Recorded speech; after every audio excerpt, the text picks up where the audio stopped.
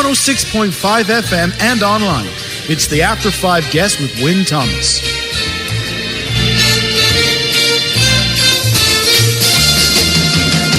And time now for my After 5 Guest. I'm delighted to be joined by Seimon Williams and his book, Welsh Rugby, What Went Wrong. Seimon, thanks for your company this afternoon. Seimon, can I just sort of say something that listeners have sort of fed to me, is that they think that the region started the downfall of Welsh Rugby. How do you feel about that?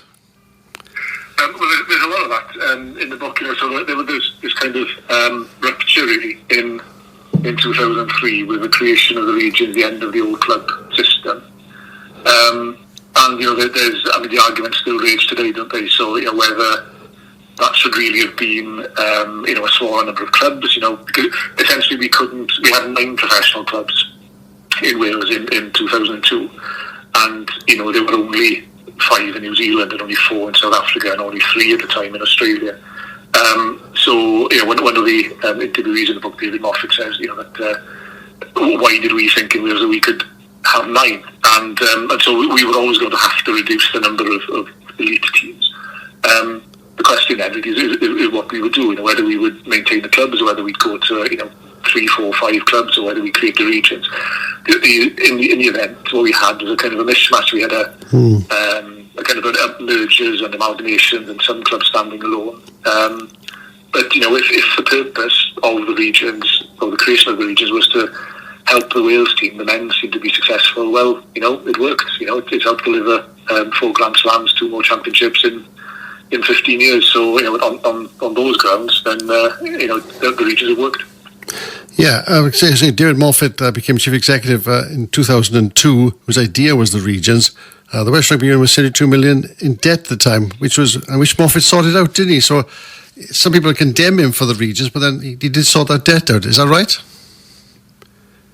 Well, he did, yeah. So when he left, so he was there for 3 years. So he came in, and as you say, the union was 72 million in debt. A lot of that was about the stadium that had been built for the 1999 World Cup. But there were also debentures and various other things that would contribute to that debt. And so he was the first professional chief executive. Previously, he had been run by treasurers and secretaries and people who were kind of put there by the clubs. So he was the first chief executive, and he got a handle on the money, and he kept the spending within the union to the bone, really, to the extent that he and some of his other senior managers were painting bits of the stadium because they couldn't afford to get contractors to paint. But he did. He kept the debt to Barclays Bank at the time and BT, who owned a portion of the land that the stadium was on. He sorted that out and brought the debt down significantly by about 30 million in his few years there, and then set the you want to call a course then to pay off his remaining debt and to become more sustainable. Then he left in 2005, of course, having created the regions and having come down to 4 teams, and suddenly you had 4 professional teams only who were performing well. The Scarlets and the Ospreys won the Celtic League, and they contributed to, in 2004, 2005, they contributed to the Grand Slam in 2005. They were winning Anglo-Welsh Cups, they were reaching semi-finals of European tournaments. And for 10 years or so, what Moffat put in place seemed to be working both for the 4 regions and for the national team. After that, from about 2010 on, things became much more fractured and much more divided and riven, and it's from there really that we've reached the state that we're in today. Yeah, I think it says in the book, doesn't it? But his geographical knowledge of Wales was described as childlike. So he had 5 regions to start with, which were obviously split over the area of South Wales, and didn't really realise that there were obviously supporters who sometimes wouldn't travel to a neutral stadium to watch their team, which they were supposed to support locally at one time. Yeah. Yeah, absolutely. What he essentially did, I think, when he came, and there's some conjecture about this, but whether this was a serious proposal or whether it was something that he threw into the pot to try to kind of frighten the clubs, the 9 clubs at the time, into coming up with some kind of alternative plan.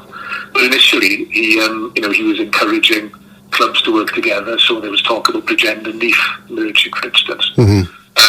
And he seemed to be supporting that, but then all of a sudden he announced that he wanted to see 4 geographical regions, one based in Sheffield, one based in Cardiff, one based in Newport, and another in Wrexham. and that kind of galvanised the clubs, the 9 clubs, into coming up with a counter proposal. The difficulty that Moffat had, of course, was that the union had signed a loyalty agreement with the 9 clubs, or 8 of the 9 clubs, a few years previously, that tied them in for 10 years. They were guaranteed, but under the terms of that agreement, 10 years at the top of the top tier of Welsh Rugby, which ran until about 2007, 2008. So there was nothing that the union, as you say, in the £72 million of the debt that they were, there was nothing much that they could do really to force through the change. They had to work with the clubs, and that's essentially what they came up with.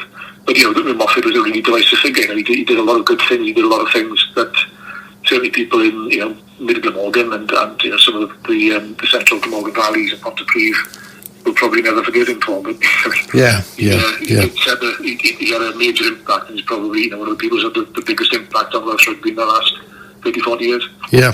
So, as you said, the clubs came up with an idea. That idea was, one of the ideas was Cardiff and Llanelli got their own way by standing alone, didn't they? They weren't going to merge with anybody. No, and that's it. There was an interview in the book, with one of the directors of the Scarlets, who was the chairman at the time, or Llanelli at the time, and they'd given a promise in the late 90s when the club had got into serious financial trouble. I don't know if some of the listeners may remember, but just straight after professionalism, Llanelli went and started spending money, and they got people like Fran O'Botigan. They were going after McDowell and a few other people as well. And they just couldn't afford it because the person who promised the bankroll that didn't come through with the money. So the club was in a terrible state. And what the board then went to the supporters and said, no, we will stand as Llanelli, as the Scarlets, at the top tier, or nothing. If we don't have that, then we have nothing. So they felt that they couldn't really go back on that when it came to 2002, 2003, and the discussions about the mergers and the regionalisation and so on. And likewise with Cardiff, they were looking for partners, and they, to an extent, came to an agreement with Caerphilly. But the only real natural partners for them were either Bridgend, who wanted to work at Pontypridd or Neath, or Pontypridd, who didn't want anything to do with Cardiff. There's a quote from Wyn Thomas in the book where he says, there were fans of Pontypridd who wouldn't open the curtains to watch the Cardiff Blues if they were playing in the back garden. There was that kind of antipathy. It kind of pushed Cardiff into being alone, because nobody really wanted to be with them, because capital city, the biggest city in Wales, they knew they were going to be swamped. So they threatened legal action essentially against the union, and the union allowed the 5-club or the 5-region solution. So we have the Ospreys and the Dragons, we have 5 of them, to become 4. Like I said, that Bridgend problem still seems to crop up. Well, as I said before, I don't think Pontypridd fans would have travelled to Bridgend to watch their team in a regional team, did they? They didn't. That's the tragedy really of the Celtic Warriors, is that they had a very strong squad. They had a load of top players, Wyn Thomas, Neil Jenkins, Gethin Jenkins, all of these players there. It's a fabulous squad, and they had some good performances and some good results in their first year. But people weren't turning up to watch them. When they were playing in Bridgend, Ponty people wouldn't go there. When they were playing in Pontypridd, Bridgend people wouldn't go up to Pontypridd. So, they had, there's been a bit of a myth that's grown up around the Celtic Warriors that they were the best supported, the most successful, and all the rest of it. And they were quite successful. But people weren't supporting them. There was when they played the Dragons in a derby, where you would have thought that there would have been a lot of people turning up to watch the game from both teams. They were easy to get to. They had a crowd of barely 1,500 there. When we played the Ospreys, there was a crowd of 2,500, and that kind of level wasn't sustainable. They had crowds over the year with about 3,500, and that's including a couple of big crowds for European games when they were doing quite well. But it just didn't work. It didn't take. It was entirely dependent on one man, essentially, Samuel bankrolling the whole thing. And he decided at the end of that first year he wouldn't do it anymore, and that was that. Okay, so let's move on to 2012, where the Welsh Rugby where they were accused of being more interested in paying off the stadium debt than to supporting sometimes the region, and sometimes also those community clubs which now rate as called Llanelli, don't they? Those sort of clubs. So what happens there then? Is that true that they were more interested in paying off the debt? Did you find that out? Well, yes. So essentially, going back to the discussion we had about David Moffat earlier, he set the union's finances on a 30-year course. They would gradually pay off the stadium debt, whilst being able to invest in other parts of the game, like the community game, the professional game, and so on. What seems to have happened then when Moffat went and Roger Lewis became the chief executive in 2006,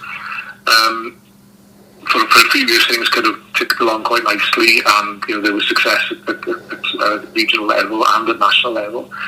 But then we had this agreement where the sort of balance of power tilted to an extreme really towards the union and away from the regions, and the regions became underfunded. And partly what was happening there was that the union became fixated essentially on paying off the debt. So there's a reference in the book that they were kind of 20 years ahead of schedule paying off the stadium debt, which was fine, and commendable in many ways, and you can understand why they wanted to do that. But to do that, they were starving the professional game and the community game. So there wasn't the investment into the game that there should have been at that point when interest rates were quite low, or very low. They were kind of throwing the money into paying off the stadium debt.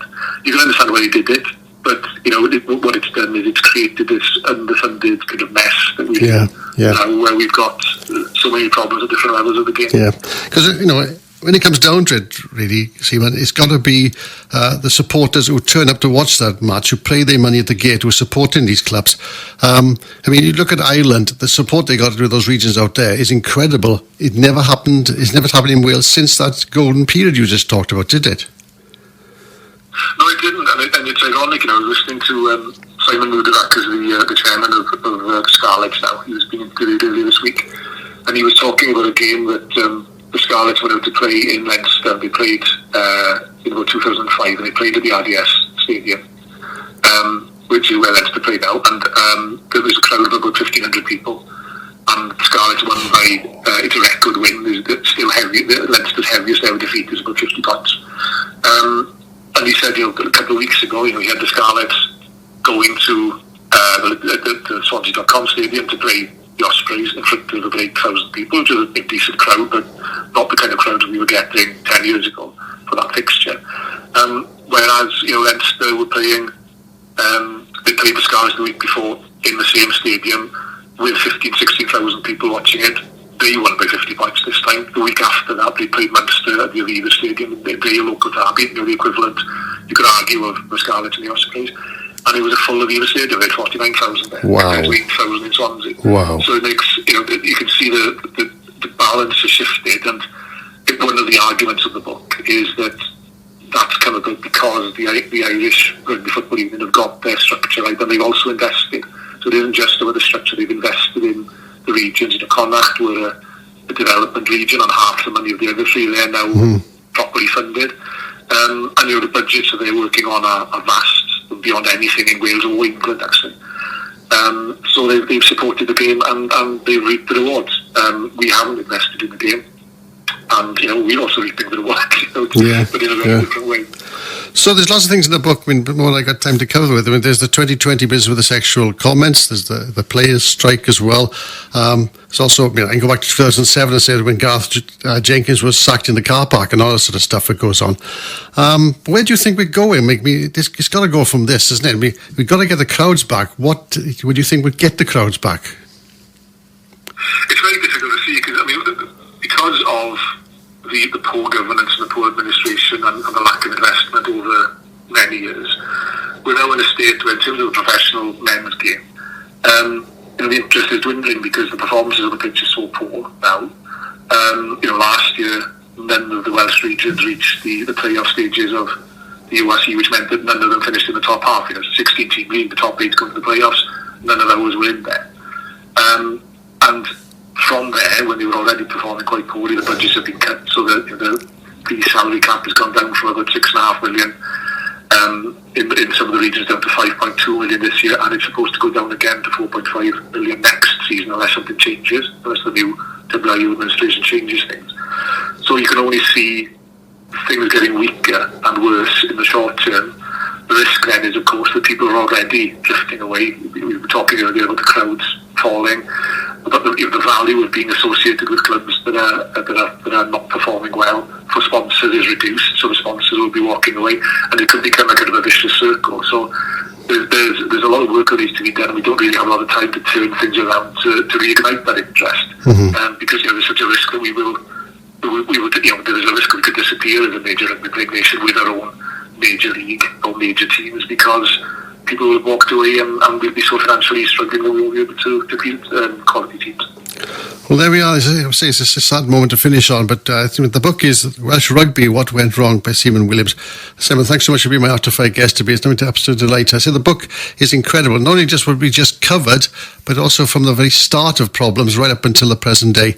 It really is a very good read. Thanks so much for being my guest today. Thanks so much indeed. Thank you. Thank you. Okay.